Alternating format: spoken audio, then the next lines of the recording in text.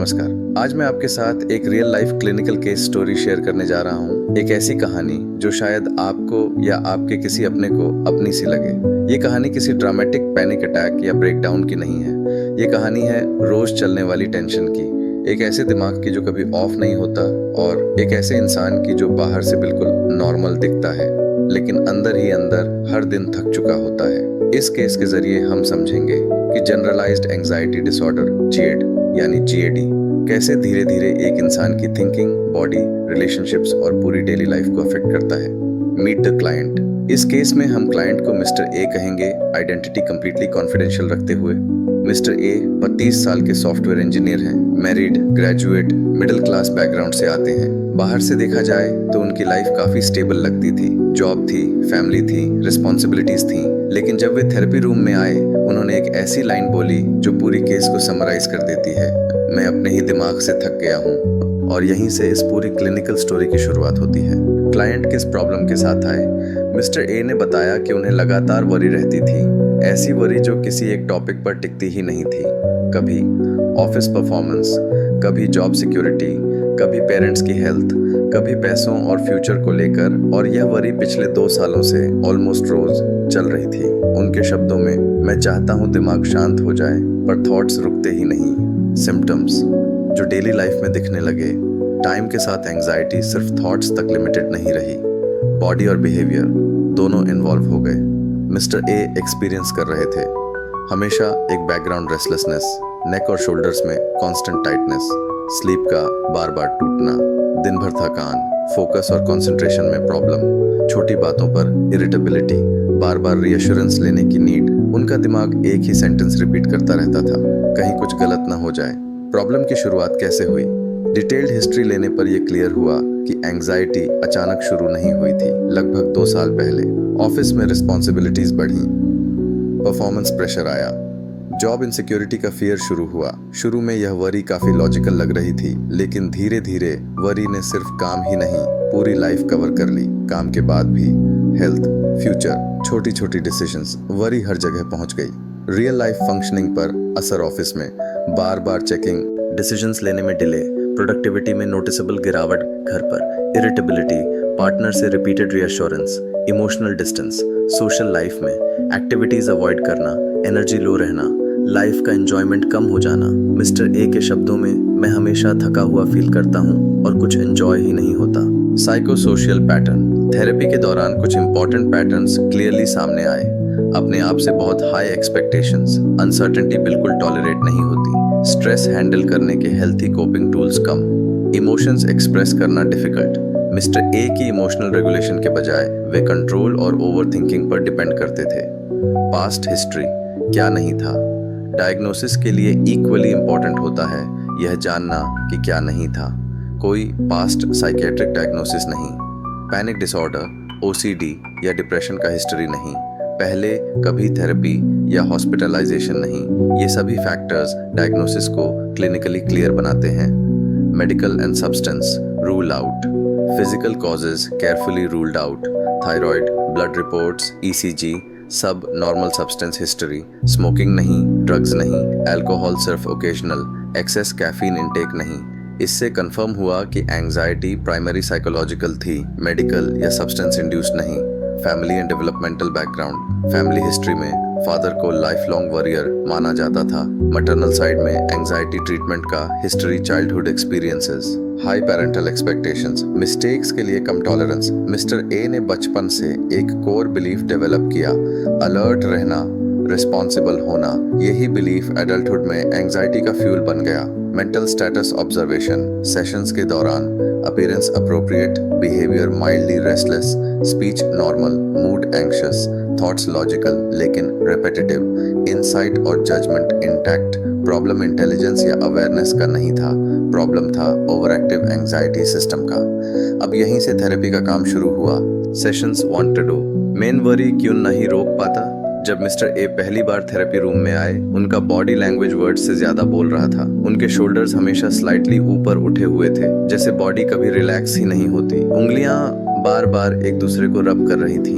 एक subtle sign of internal restlessness. कुछ moments के साइलेंस के बाद उन्होंने वो सेंटेंस बोला जो अक्सर GAD क्लाइंट्स बोलते हैं, बाकी लोग ठीक लगते हैं, मैं ही क्यों ऐसा हूँ। ये सिर्फ एंजाइटी का सवाल नहीं था, ये सेल्फ जजमेंट था। ये बिलीफ था कि मेरे अंदर ही कुछ गलत है। इस स्टेज पर मेरा काम उन्हें शांत करना नहीं था, मेरा काम उन्हें सेल्फ ब्लेम से निकालना था। इसलिए मैंने एंजाइटी को एनिमी के रूप में फ्रेम नहीं किया। मैंने कहा, सोचिए, एंजाइटी एक सिक्योरिटी गार्ड है जो आपको प्रोटेक्ट करना चाहता है। बस प्रॉब्लम यह है कि वह ओवरवर्क्ड है। वह हर सिचुएशन को इमरजेंसी समझ रहा है।